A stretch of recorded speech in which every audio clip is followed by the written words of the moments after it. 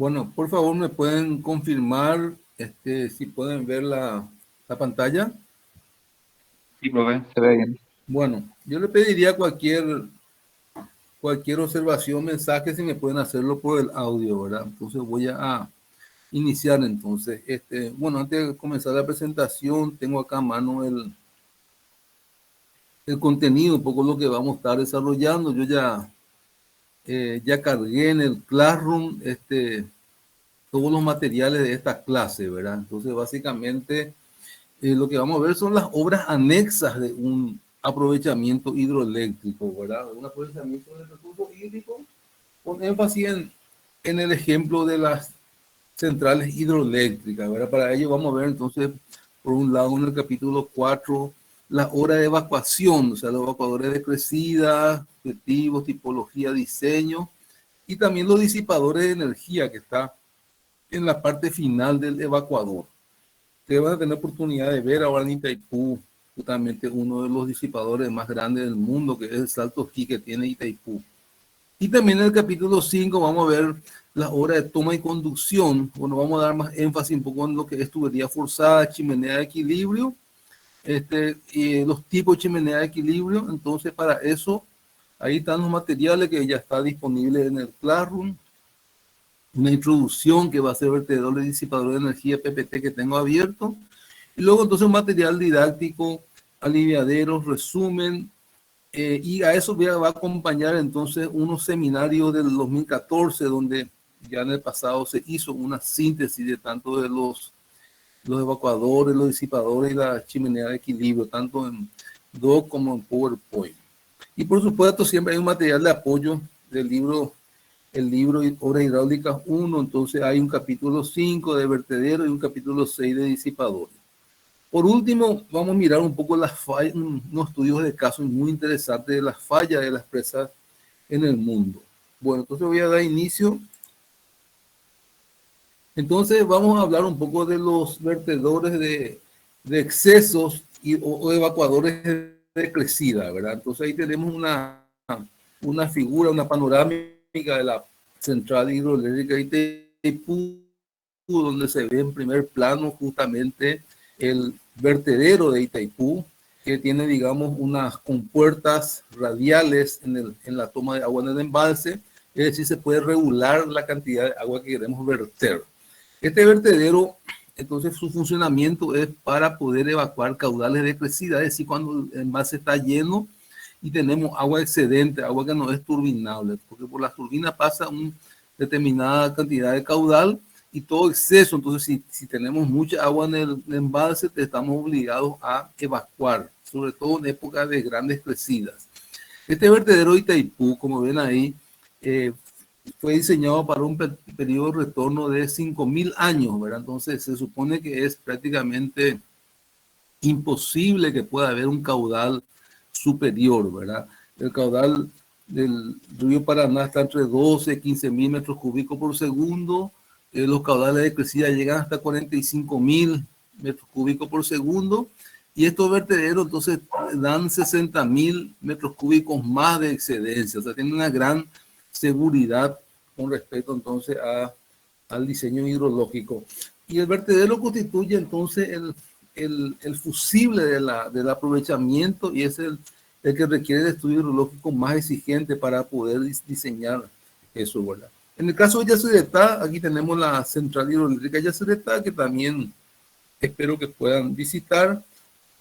Y antes de llegar a Yacyretá, viniendo de Ayola, entonces uno pasa encima de la del vertedero. O sea, Yacyretá tiene varios vertederos, un vertedero que está hacia el lado paraguayo, en Añacuá, en el brazo de Añacuá, que es lo que se ve aquí, y donde se espera entonces maquinizar, o ahora está en construcción un nuevo aprovechamiento, una central Añacuá, en el cual se va a aprovechar el salto que existe. Entonces, en vez de derramar simplemente agua, aprovechar ahí, maquinizar. Bueno, eso también es un tema que van a tener oportunidad de ver. Aquí también pueden ver que este vertedero tiene unas compuertas radiales con servomecanismos, y se puede regular la cantidad de agua que queremos verter. Bueno, aquí tenemos una imagen que no se ve muy bien, pero bueno, muestra un pequeño vertedero con un pequeño canal. en operación una presa Shadow en Colorado, en Estados Unidos. Entonces, el vertedero de la válvula de seguridad, la presa debe tener capacidad para descargar grandes avenidas o caudales sin dañar la presa o cualquiera de sus estructuras y al mismo tiempo mantener el nivel del vaso abajo de algún nivel máximo determinado previamente. Es decir, el aprovechamiento no permite que el agua rebase encima.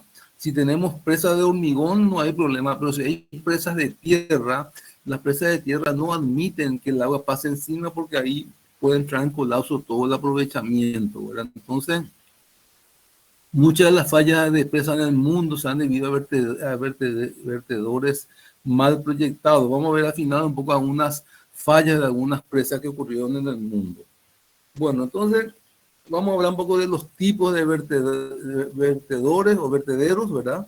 Y se clasifica de acuerdo a sus características más importantes, como un sistema de control, como ya les mostré, puede tener compuertas que regulan, o puede ser sin control, y también pueden ser clasificados de acuerdo con lo de descarga libre, que es una caída directa, o de derrame, ¿verdad? También puede ser un canal lateral, es decir, hay varios esquemas, ¿verdad? Vamos a ver un poco acá los vertedores con rápida y con canal lateral.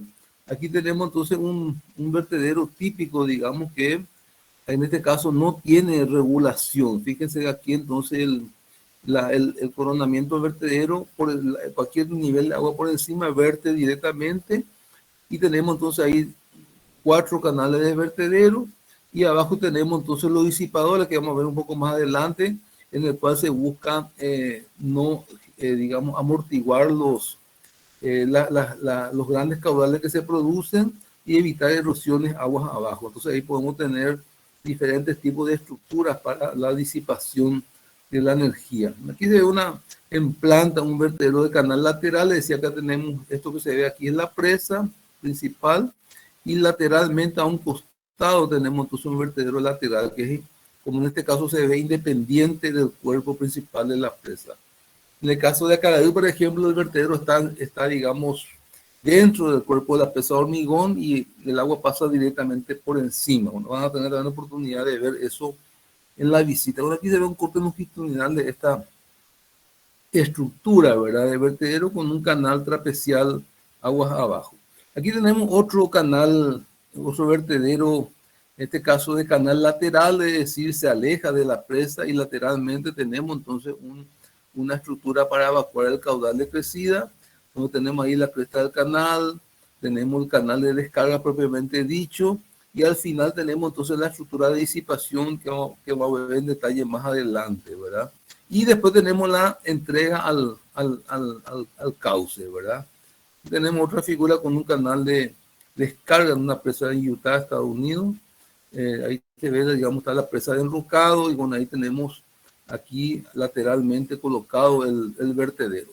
También podemos tener vertederos sumergidos o de pozo, ¿verdad? En este caso, por ejemplo, aquí tenemos un esquema de la presa con un corte donde, digamos, el diseño muestra entonces una entrada, un pozo donde ingresa el agua y en forma subterránea, entonces el agua va a través de un conducto hasta un canal de descarga y entregar aguas abajo. Entonces, este es el caso de un vertedor tipo pozo para una presa pequeña. Después tenemos los vertederos tipo sifón, ¿verdad? Donde se aprovecha el concepto de sifón hidráulico para poder entonces evacuar el agua excedente que queremos evacuar, ¿verdad? Ahí tenemos entonces el sifón, que ya habrán visto ustedes en hidráulica cómo funciona el concepto de sifón, y el agua entonces ingresa y va hacia aguas abajo. Evidentemente aquí también no se muestra ninguna regulación, es decir, cualquier nivel de agua por encima de esto ya puede verter por el sifón, ¿verdad? Ahí tenemos diferentes, puede ser, digamos, sin control y también puede ser con una entrada divergente.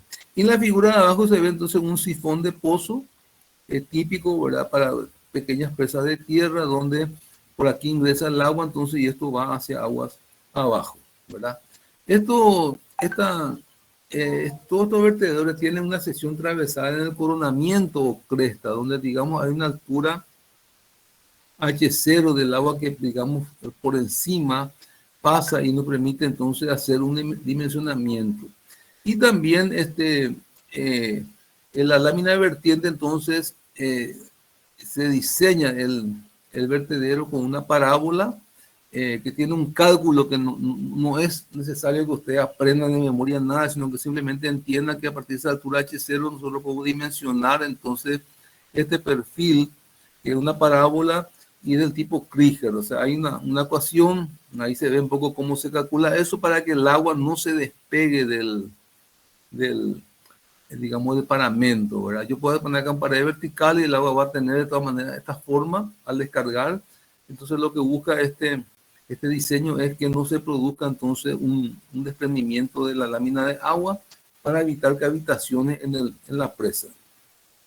Porque ahí tenemos presiones subatmosféricas que se producen debajo de las compuertas, entonces se busca evitar que esas tensiones sean grandes. Ya yendo a la parte de disipación, entonces el agua llega finalmente antes de entregar al cuerpo receptor aguas abajo, podemos tener diferentes tipos de estanques donde colocamos unos dados para poder disipar la energía. Entonces tenemos ahí diferentes tipos, un estanque tipo 1, un estanque tipo 2, tenemos más dientes y también tenemos el famoso salto de esquí, ¿verdad? Que entonces el agua viene y sube, al llegar, digamos, a la parte baja, el agua sube y se produce entonces la disipación atmosférica, es decir, el agua rompe, digamos, en el aire y el agua cae en aguas abajo, ¿verdad? Que es un poco el caso de Itaipú, ¿verdad? Entonces, un poco para mirarlo con más detalle, entonces voy a utilizar esta presentación de un seminario también de años anteriores para reforzar un poco los conceptos de los aliviaderos y la tipología. Entonces, ahora sí voy a ver un poco, voy a sacar esto, ok. Entonces, esto se me fue al final.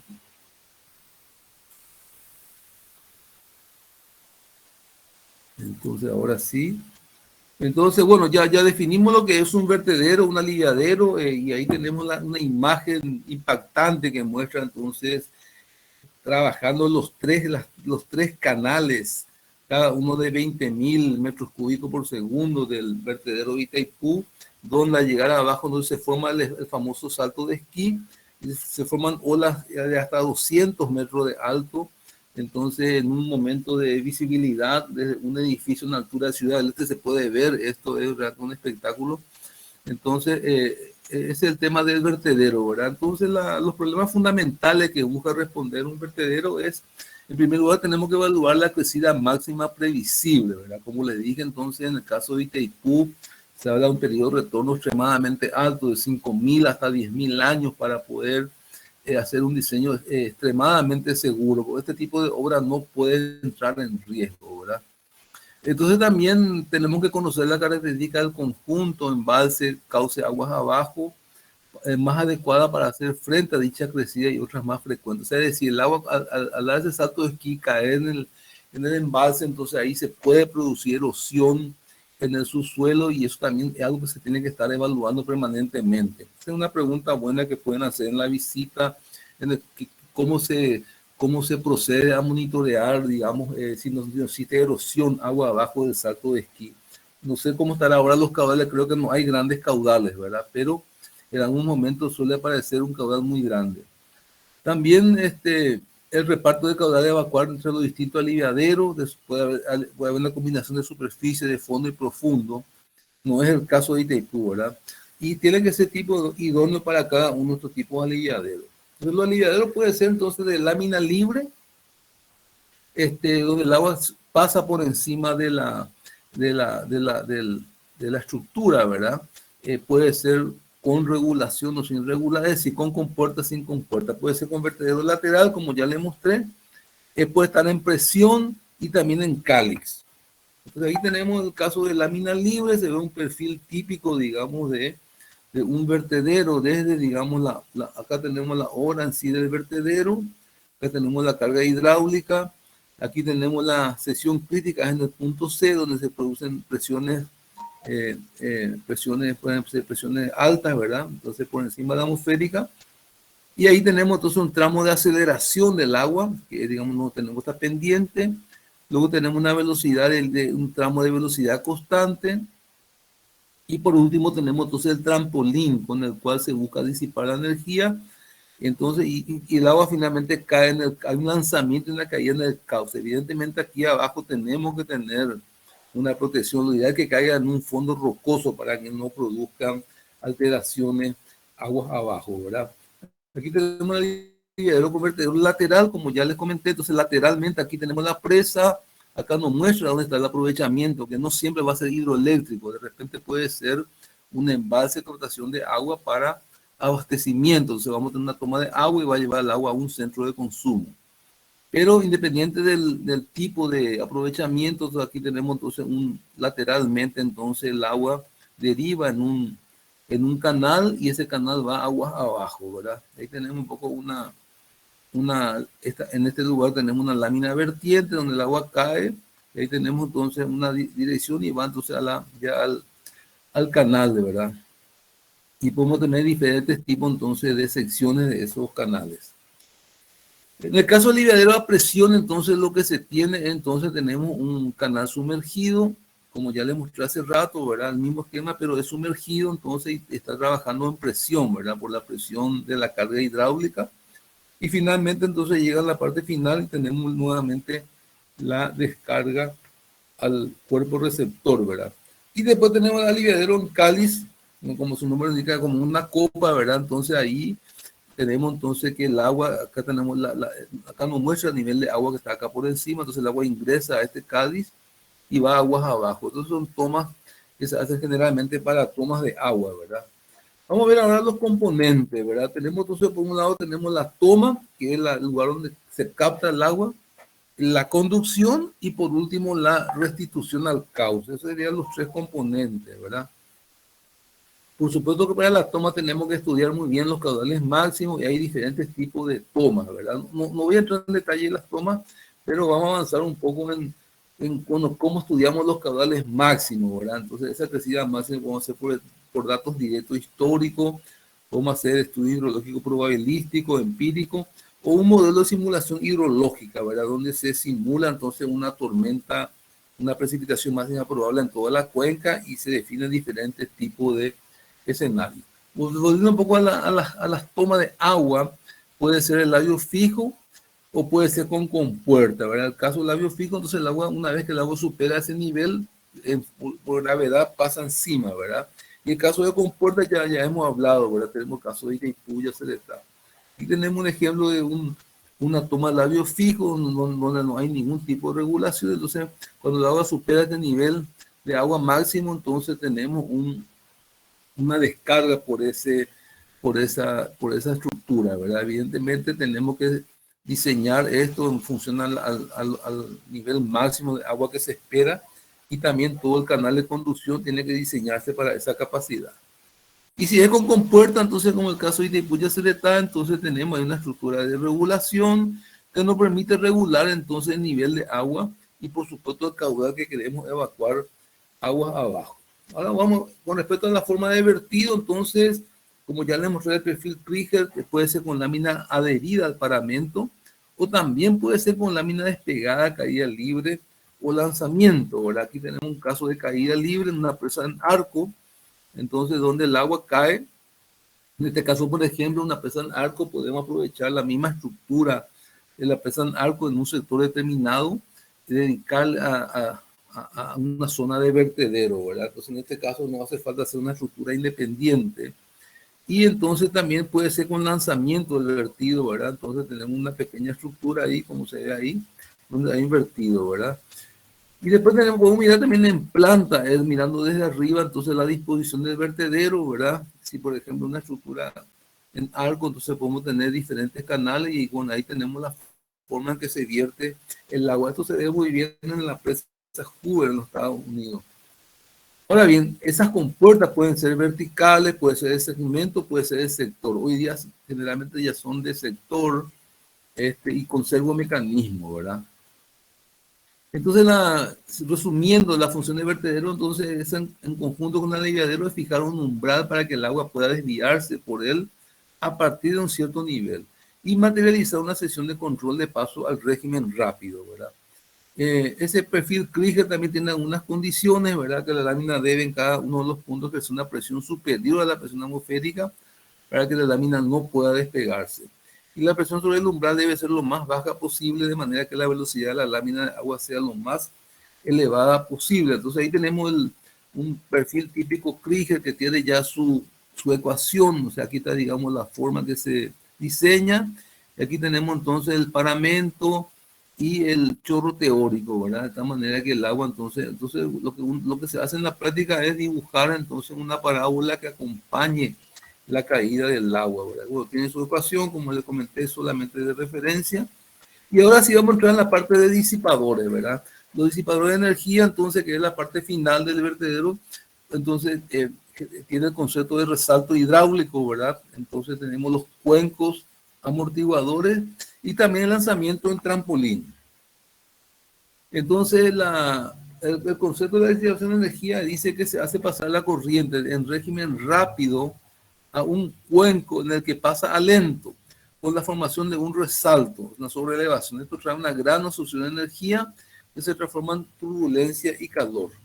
La corriente se lanza al cauce por medio de un trampolín de forma que caiga a cierta distancia de este. La energía se amortigua en el propio cauce al formarse un resalto natural en un cuenco creado por la propia erosión en la zona de caída. Ahí tenemos entonces el concepto un poco de resalto hidráulico, ¿verdad? Entonces cuando cambia de régimen, aquí se produce una sobreelevación, una turbulencia, entonces, y ahí se tiene que calcular una longitud, se define la energía absorbida y podemos ver también los diferentes tipos. Bueno, aquí tenemos un poco en función al número de Freud, las diferentes formas de resalto, ¿verdad? En función al número de Freud, y entonces podemos ver entonces que la forma en que se sobreleva la turbulencia en el cuenco amortiguador. Y después tenemos que acoplar entonces el cuenco finalmente al cauce, debe coincidir con el río, su ancho y la altura de lámina. Ahí en esos cuencos tenemos también los dientes y trampolines sumergidos. Tenemos diferentes formas de colocar los dientes y el objetivo entonces es para poder sobrelevar el agua y que se produzca entonces esa disipación prácticamente en la atmósfera. Hay diferentes tipos de dientes sumergidos también, como les estoy mostrando aquí. Y después tenemos lanzamiento, ¿verdad? Que es el famoso salto de esquí, ¿verdad? Entonces, que es un lanzamiento óptimo. Y el chorro entonces tiene que tener una completa ventilación, ¿verdad? Vamos a mirar un poco, ahí tenemos caso de Itaipú, tenemos justamente el trampolín, ahí tenemos, digamos, es una figura, digamos, de la compuerta reguladora donde inicia el vertedero de Itaipú, ahí está en la cota 220 y la cota 20, o sea, estamos hablando de 20 metros de altura básicamente de ese vertedero, ¿verdad? Entonces, y ahí tenemos la estructura de control en corte, ¿verdad? De la cota 220, bueno, cómo baja esto. Y entonces, inclusive, hay un túnel de acceso a la casa de máquina que uno pasa por debajo, cuando uno va a cruzar, va a llegar y después va a ir a la casa de máquina, se pasa por un camino, se pasa por debajo del vertedero, ¿verdad? Ahí tenemos entonces la forma en que se sustenta, digamos, todo el recorrido del agua hasta la descarga final, ¿verdad? Ahí tenemos entonces los tres canales entonces que se ven con sus trampolines. Ahí viene, acá tenemos el flujo, ahí tenemos los vertederos, la corredera izquierda, la central y la derecha, y finalmente está el trampolín. Y yendo un poco a Yacyretá, entonces nosotros ahí tenemos sí también compuertas radiales.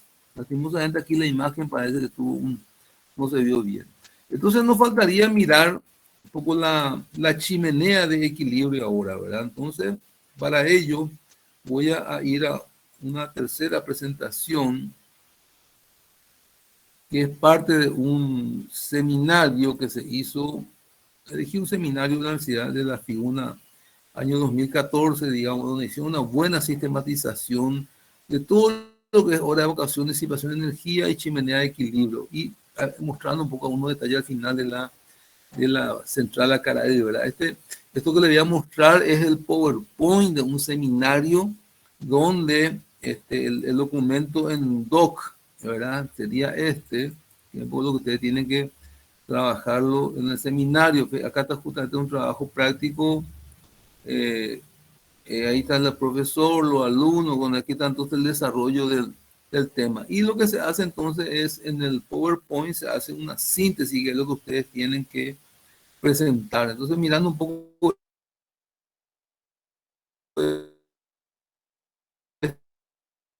este seminario, aquí podemos ver un poco lo que es la fundamental de la chimenea de equilibrio. Entonces voy a pasar un poco esta presentación. Hace todo un repaso, no voy a mostrar, pero habla de los disipadores de energía, el conectado, los canales con bloques. Entonces tenemos, eso ya vimos, ¿verdad? Los diferentes tipos de remate del canal dentado. Entonces, y los estanques amortiguadores y estanques de inmersión, ¿verdad? Y por último, el salto de esquí, que también ya vimos, ¿verdad?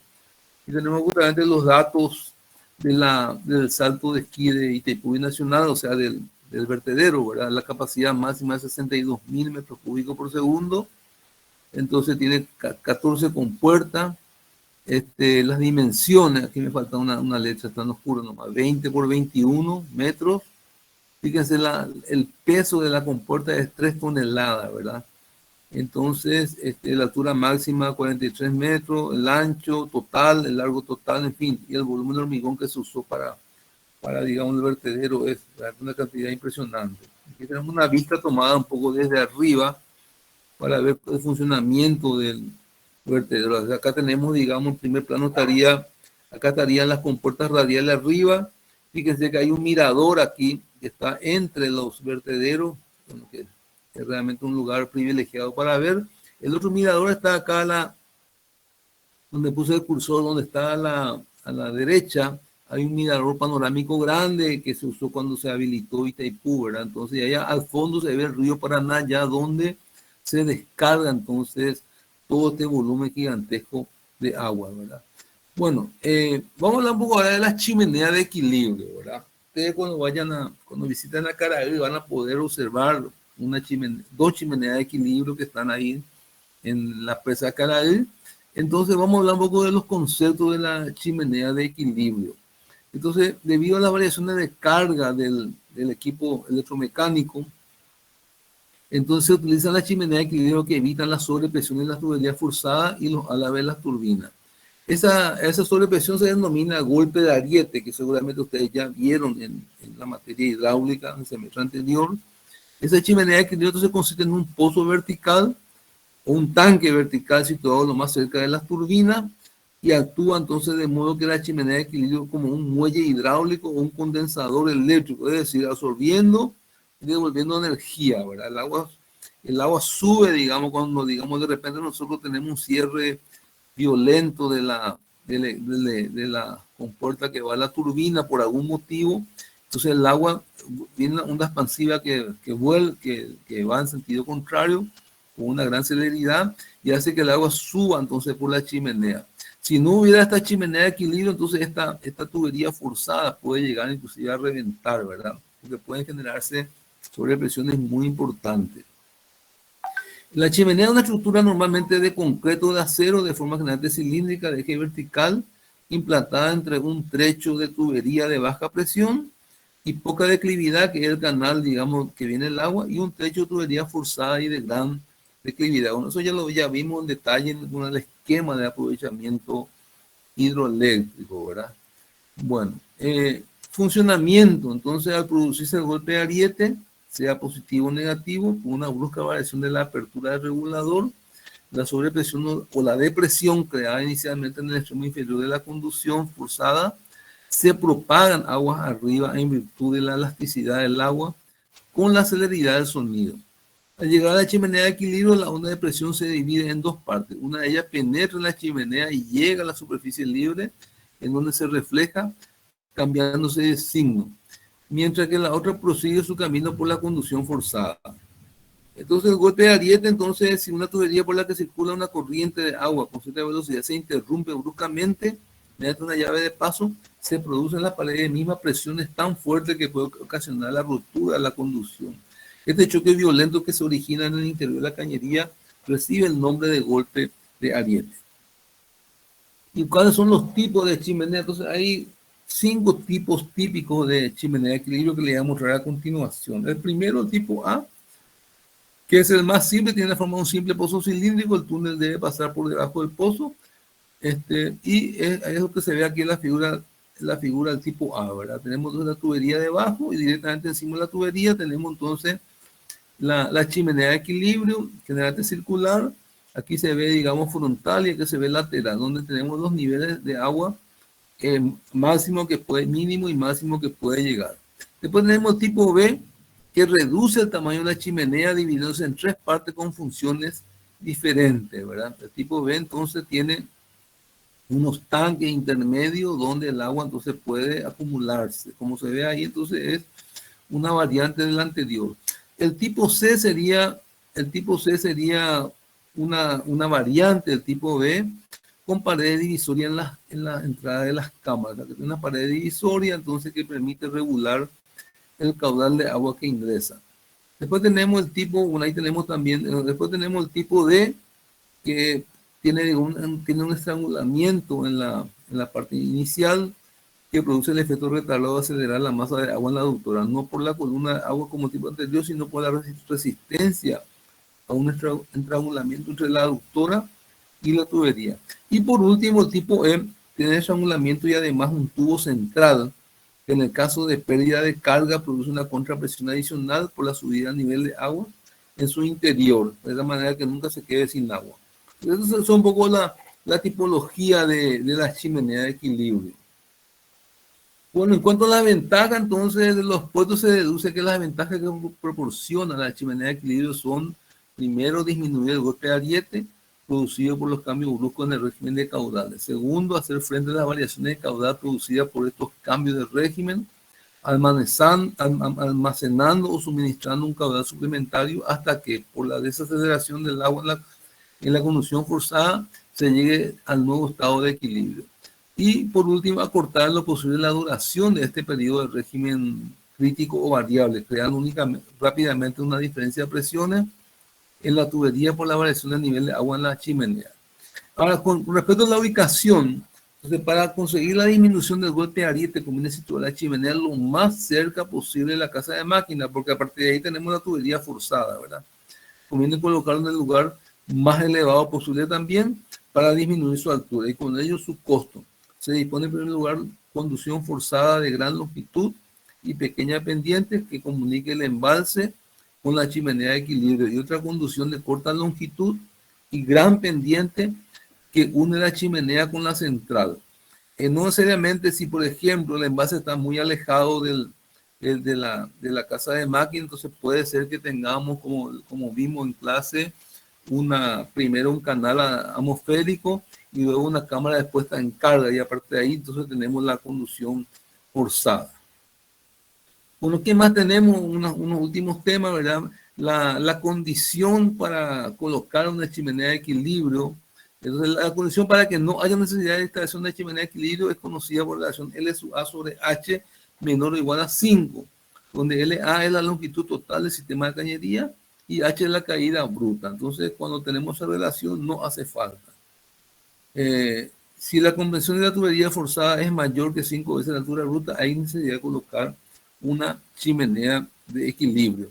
Y ahora veamos entonces algo que ya habíamos visto en clase al inicio, ¿verdad? Que es el sistema hídrico Acaraí, que para mí es una obra espectacular y espero que aprovechen durante la visita, que va a ser corta, pero va a ser muy provechosa, ¿verdad? Entonces, fíjense, acá nosotros tenemos la represa Acaraí, que está en la cota 185, ahí tenemos la toma de agua, tenemos una tubería de aducción, como esto está relativamente cerca, entonces desde ahí ya parte una tubería de aducción, y aquí tenemos la chimenea de equilibrio ya cerca de la casa de máquina, y entonces a partir de ahí tenemos la tubería forzada que va, digamos, al sistema de turbina y generadores, ¿verdad? Entonces es aquí donde nosotros podemos hacer un cierre brusco y ahí se produce la onda expansiva, ¿verdad?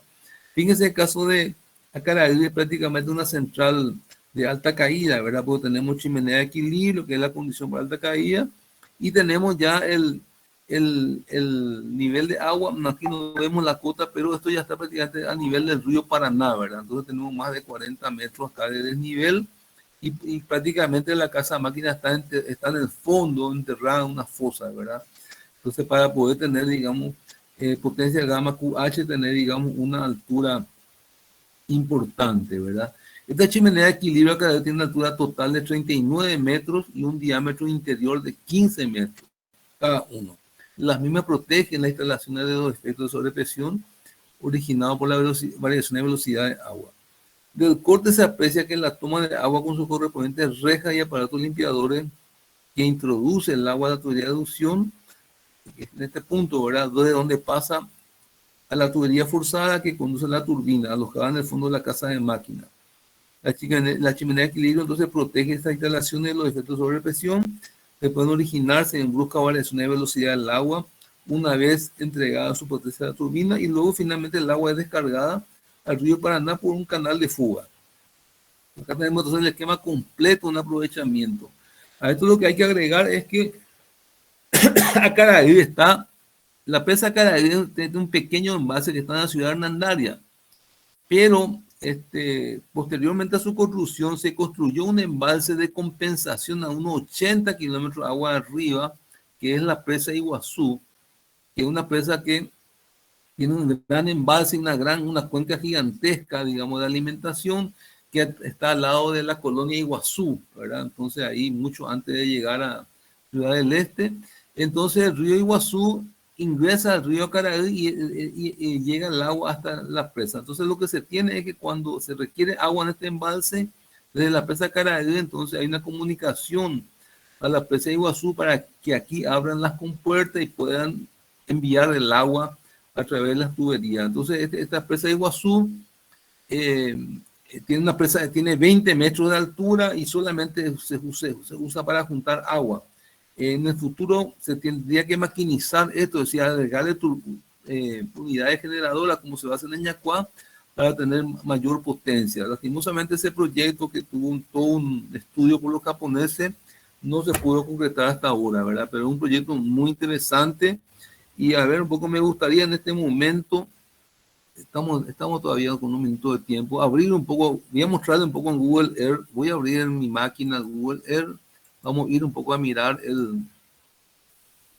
este lugar. Les quiero mostrar un poco lo que van a visitar también y ¿siguen viendo mi pantalla?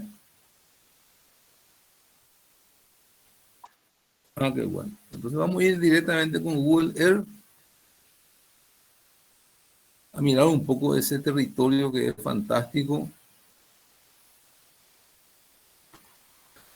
Bueno. Entonces aquí estamos nosotros, están viendo, ¿verdad? Cuando ustedes van a ir por la ruta 2, van a llegar, digamos, a Ciudad del Este y toman el ramal que va a Hernandaria, la supercarretera, y aquí entonces, aquí se llega a Itaipú, ¿verdad? Entonces, como ustedes ven, aquí está Itaipú, una imagen, digamos, entonces aquí se ve, digamos, acá está la casa de máquina de Itaipú, la presa, bueno, aquí está el vertedero que acabamos de ver, ahí está el mirador que les comenté, y también el camino pasa por debajo del vertedero para poder llegar aquí a la casa de máquina, ¿verdad? Aquí tenemos las presas, fíjense, las presas en contrafuerte, y entre cada contrafuerte tenemos la tubería de aducción que va a cada una de las unidades generadoras, ¿verdad? Tenemos aquí 1, 2, 3, 4, 5, 6, 7, 8, 9, 10, 11, 12, 13, 14, 15, 16. Y se agregaron 4 más, ¿verdad? Entonces, realmente una obra fantástica y digna de visitar. Estoy muy contento que estemos concretando la visita porque yo guardo en mi memoria una visita que había hecho hace muchos años a Itaipú, donde encontré a 15 estudiantes con su profesor de la India, venían para ver Itaipú. Entonces, cuando eso me dije, no puede ser que los estudiantes de ingeniería en Paraguay se reciban sin hacer una visita de carácter técnico acá a la represa y ver algunos aspectos muy interesantes. Entonces, como estamos hablando de Acaraí, entonces vamos a ir un poco a Acaraí. Entonces, bueno, aquí tenemos este embalse que ven aquí. Bueno, allá está el embalse de Itaipú, ¿verdad? Este embalse de Itaipú Fíjense que es un embalse gigantesco que va desde Ciudad Hernandarias, prácticamente va hasta Salto del Guairá, ¿verdad? Que está aquí. Bueno, aquí está Salto del Guairá, hasta aquí llega, ¿verdad? Y bueno, por la elevación del embalse tuvieron que desaparecer los Saltos del Guairá, que pueden preguntarle lo que tengan abuelo, a sus padres también. Algunos tuvieron la oportunidad de visitar. Yo tengo una foto ahí cuando tenía 5 años en los Saltos del Guairá. Pero bueno, yendo un poco, entonces en base a Itaipú, fíjense que tiene 155 kilómetros de largo, ¿verdad? Por mucho tiempo fue uno de los embalses más grandes del mundo. Y aquí tenemos entonces el pequeño embalse de, aquí está el embalse de Acaragui, ¿verdad? Y ahí tenemos entonces la presa. Un ratito me aguantan, voy a abrir un poco una puerta de mi casa, ya vuelvo.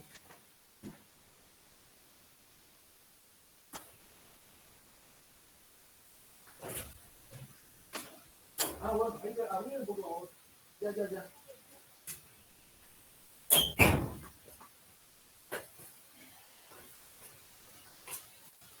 Bueno, aquí estamos viendo entonces la presa de Acaraí.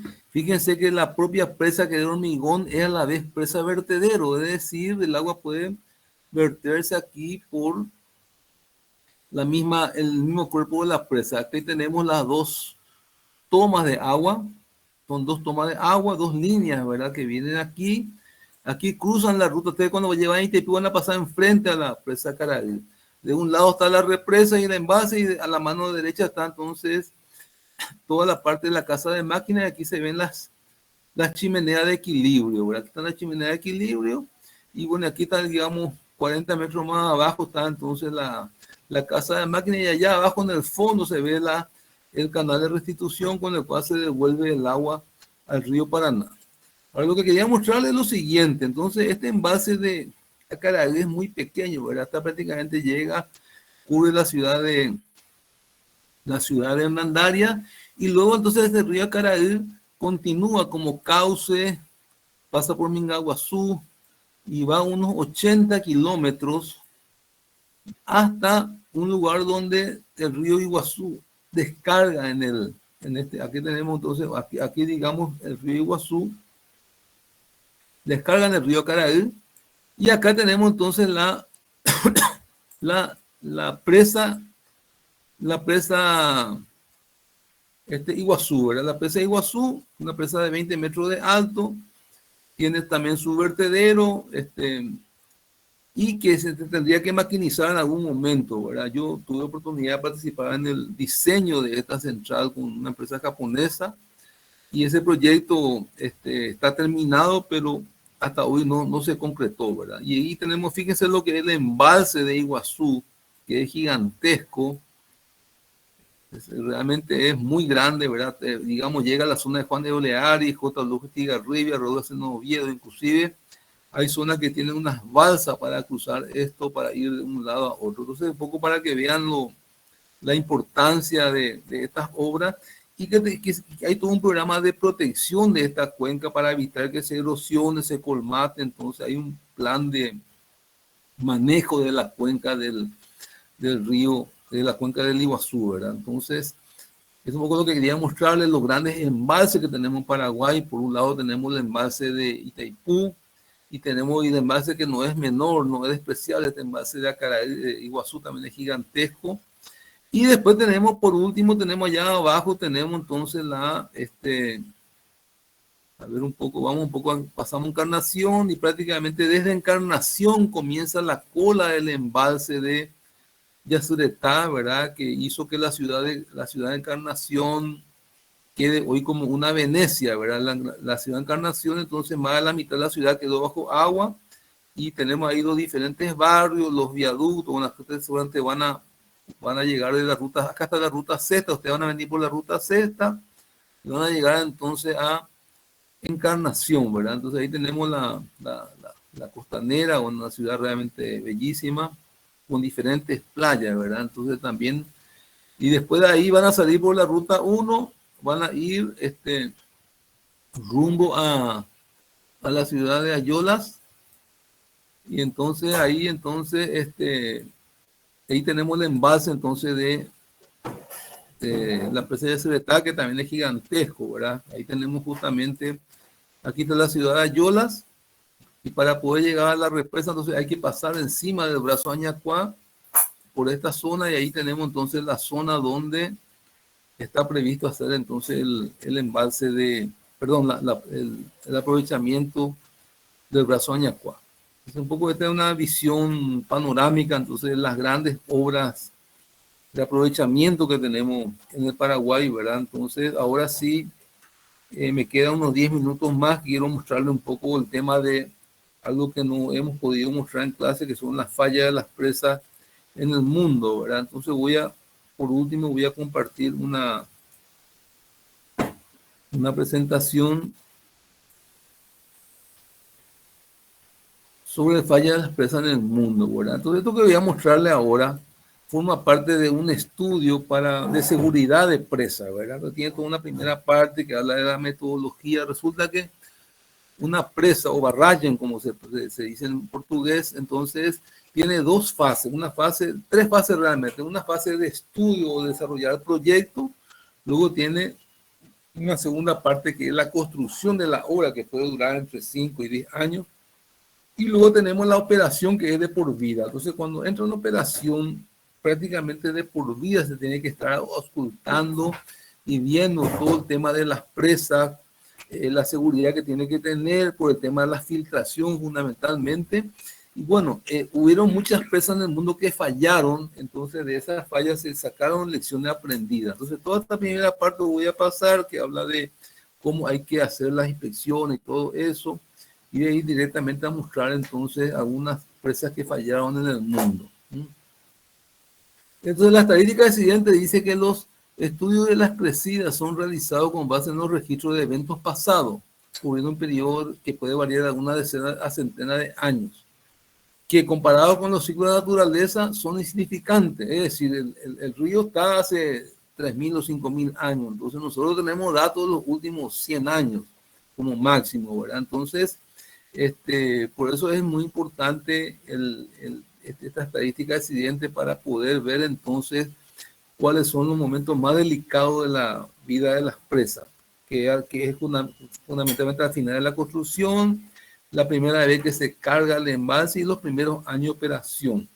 Entonces ahí pueden aparecer unas fallas y estructuras. La estadística muestra que la mayoría de los accidentes ocurren en las presas recién construidas, una gran proporción de rupturas. 70% ocurre principalmente en los primeros 10 años de operación. El relato de estos casos de ruina y accidentes importantes, pues en el campo de las presas, mucho fue aprendido por los errores cometidos, ¿verdad? El análisis y entendimiento de algunos accidentes provocó un gran avance en los conocimientos. Vamos a mirar entonces, voy a mostrarle algunas de ellas. Esta es una presa en Francia, Malpasset, es una presa de arco delgado con una altura de 66 metros, una fundación en roca. Año de conclusión de la obra fue del 54, y 5 años después tuvo la ruina. Entonces, ¿qué fue lo que pasó ahí? Ahí tenemos una vista en planta de la presa. Hubo una cuña que falló y que entró en colapso toda la presa, ¿verdad? Esa cuña entonces se deslizó, fue una falla fundamentalmente geológica y geotécnica, entonces que hizo entonces que produzca entonces una falla de toda la estructura. Ahí tenemos el perfil transversal de la presa en arco. Entonces, esta presa, entonces, como aquí comenta, entonces, fue repentina sin previo aviso. El arco entero cayó, dejando apenas restos de la presa en la cumbrera derecha y en la base de la parte central. En la cumbrera izquierda, una cuña o un diedro de roca fue en bola y se fue afuera, ¿verdad? Junto con el arco. Los factores principales de esta catástrofe fueron los siguientes: presencia de una falla de los planos potenciales de cizallamiento correspondiente a las capas de la roca. La característica de la roca con baja resistencia en los planos de foliación y disminución de permeabilidad con aumento de presiones en la roca. Entonces, las explicaciones de las causas es debido a la característica de la fuerza transmitida por la presa en la fundación, fueron concentradas en vez de abrirse de acuerdo con la teoría de elasticidad en un medio homogéneo. Entonces, después de esta catástrofe, las presas en arco son ejecutadas siempre con cortina de drenaje, con perforación inclinada para las aguas arriba. montante agua arriba en portugués, y los cuales son eficientes para aliviar las supresiones en las eventuales fracturas existentes. Otra presa, Bainot, entonces en Italia, también presa de Arco, 265 metros de altura, fundación de roca, año de conclusión 1960, y 3 años después entonces tuvo la ruina. Este sí fue bastante catastrófico. Aquí se ve una vista en planta del reservatorio, lo que está en azul, y el dam, que es la presa. Dam en inglés es presa, ¿verdad? Entonces ahí tenemos entonces hubo una gran inundación entonces, y bueno, lo que pasó les comento ahora, ¿verdad? Entonces hubo una sección de deslizamiento en la margen izquierda. Entonces, y esta presa entonces fue debido a un deslizamiento de tierra de enormes proporciones, 250 millones de metros cúbicos, que cayendo en el reservatorio de la zona montañosa provocó una ola que ultrapasó el coronamiento de la presa, descendió por el valle, destruyendo 4 villas o ciudades aguas abajo con millares de habitantes. La causa del deslizamiento fue, digamos, que se cargó el lago, saturó con ciertas finas camadas de arcilla, o sea, material que entró en el embalse, que no es agua, ¿verdad? Y las investigaciones geológicas habían detectado la posibilidad de un deslizamiento de orden de algunos millones de metros cúbicos, pero poco probable. Entonces los movimientos de la montaña fueron acompañados durante varios años del primer crecimiento, pero digamos ya luego divino la catástrofe, ¿verdad? Entonces, la principal lección de este desastre son la dificultad de detectar y aceptar fenómenos de gran magnitud y de tipo catastrófico, la dificultad de tomar decisiones que envuelven la seguridad cuando hay conflicto de interés con la operación de la presa. Debe ser mencionar que hubo un proceso de algunos ingenieros responsables por la decisión de la carga del embalse, y que fueron considerados responsables y condenados a pena de prisión. Bueno, acá hay otra presa, entonces, Tous. También está una presa en España de enrocamiento con núcleo central de arcilla, con presas laterales de concreto, altura de 72 metros, tipo de fundación roca calcáreo, año de ruina 82. El vertedero, su capacidad 7.000 metros cúbicos por segundo, con 3 compuertas. Una tempestad excepcional ocurrió durante la madrugada del día 20 de octubre de 82, con una precipitación de 580 milímetros en 24 horas, una cosa gigantesca. El mal tiempo provocó la interrupción de las comunicaciones telefónicas y la provisión de energía eléctrica a la presa. El generador estaba en mantenimiento, pues el tiempo que debía estar fuera de operación era de pocos días. Y el reservatorio estaba con un nivel considerado bastante bajo para almacenar una pequeña crecida. Entre tanto, en pocas horas, la crecida llenó ese volumen. La operación manual de emergencia fue intentado hacer, pero no hubo éxito, probablemente porque fue iniciada mucho más tarde, cuando el nivel de agua ya estaba ultrapasando la compuerta. Entonces esta presa fue, digamos, galgada, en portugués, Federico, galgada, que es, fue galgada, galgada. Bueno, la presa fue, digamos, superada con un caudal relativamente pequeño, de pequeña duración, en algunas pocas horas, causando erosión, deslizamiento de roca, que llegó al núcleo, provocando colapso repentino de la presa y una onda de crecida. Entonces, esta ruina subraya la importancia de estar siempre preparado a enfrentar un evento fuera de lo común. La crecida excepcional ocurrió durante una madrugada y causó la falla de provisión de energía. El generador estaba fuera de operación y el comando manual fue accionado tardíamente. Esto confirma la importancia de la elaboración de planos de emergencia que analicen la posible ocurrencia de eventos raros o excepcionales y las providencias necesarias para evitar los daños. Bueno, entonces voy a pasar, hay varios más, ¿verdad? Pero quiero detenerme en una presa que es emblemática, que es esta presa de Teton, en Estados Unidos, que hay hasta video en internet, ¿verdad? Entonces esta presa, Teton, en Estados Unidos, entonces es una presa de tierra. Quiero que atiendan un poco esto, una altura de 100 metros, fundación en roca, tufo, riolito y basalto, año de conclusión y de la ruina, es el mismo año que se terminó. O sea, que entró en operación, entonces entró en falla, ¿verdad? Esta ruina fue causada por el piping de contacto entre el cuerpo de la presa y la fundación por un fracturamiento hidráulico del núcleo.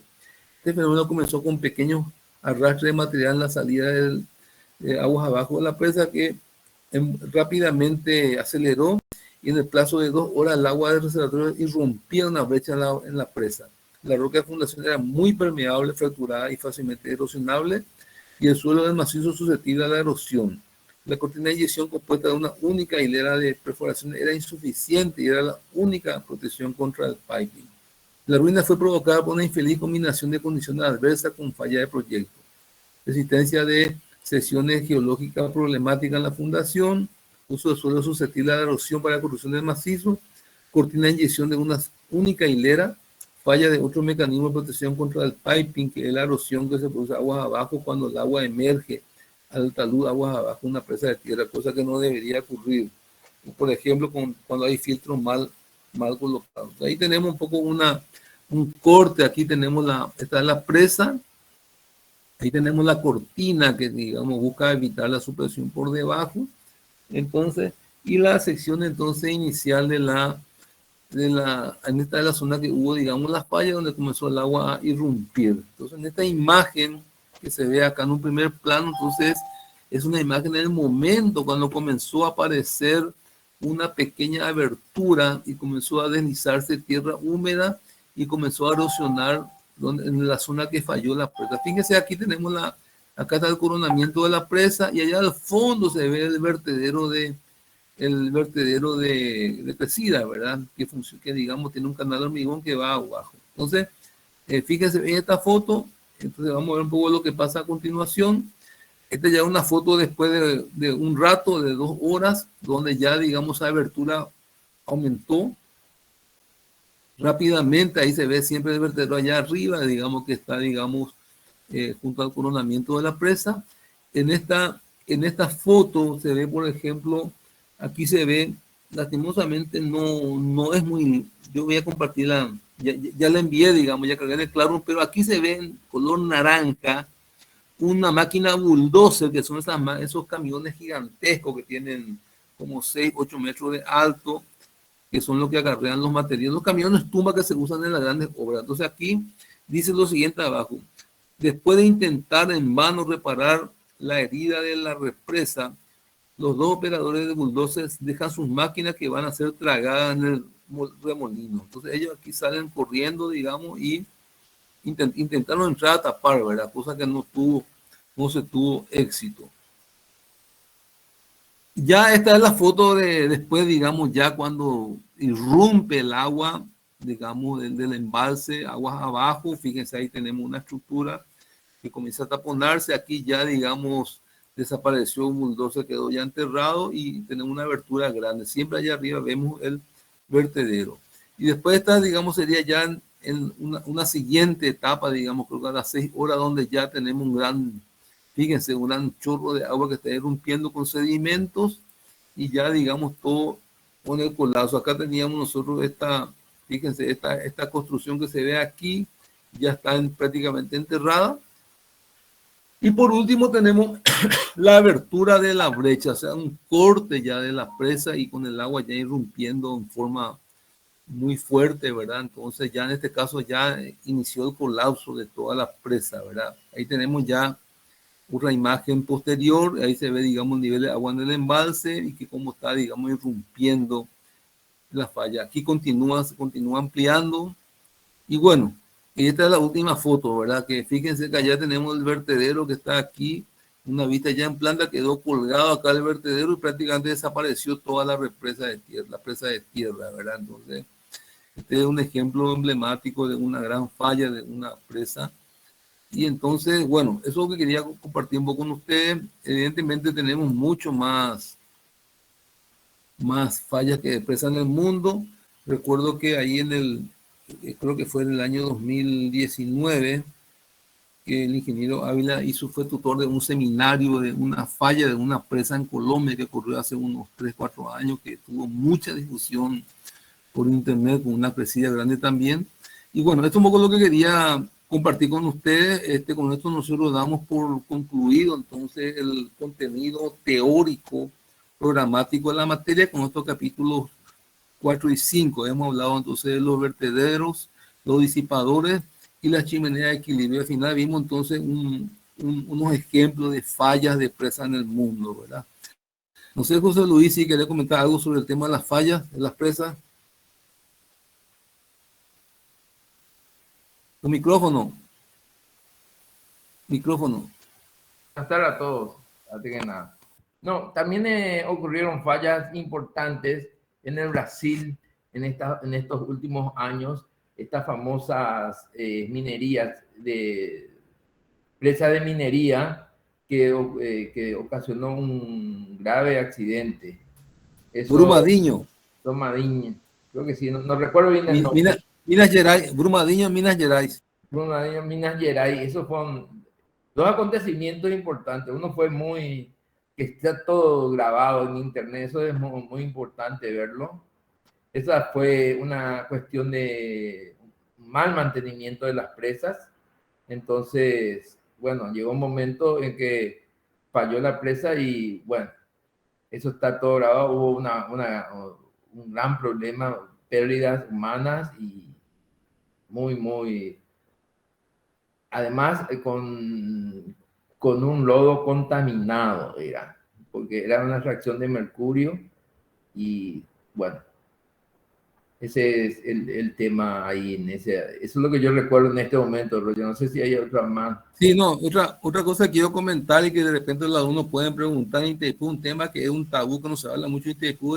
Hay un estudio que se hace a nivel mundial que se llama dam break o rotura de presas. Entonces estos estudios se hacen en todas las presas para ver justamente, bueno, qué pasaría si falla, ¿verdad? Entonces, nosotros, gracias a Dios, Itaipú está en una zona no sísmica, o sea, no tenemos, digamos, actividad sísmica.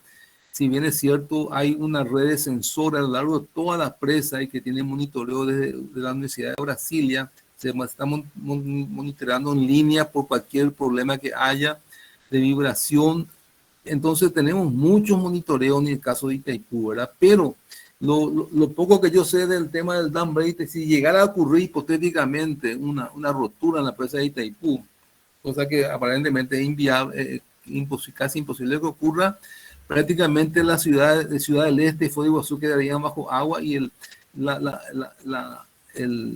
cresta de la ola llegaría al eje Encarnación Posada. O sea, realmente va a ser una cosa muy importante. Pero bueno, esos son los temas que, por eso la seguridad en la presa es muy alta. Para ingresar inclusive a la presa se requiere, digamos, hay exigencia para poder ingresar, hay que tener ropa adecuada, casco, etcétera. Y también yo recuerdo que ese año que cayó las Torres Gemelas, año 2001, José Luis, recuerdo bien que ese año no pudimos hacer la visita de los estudiantes porque se prohibió ante 3 meses, estuvo cerrada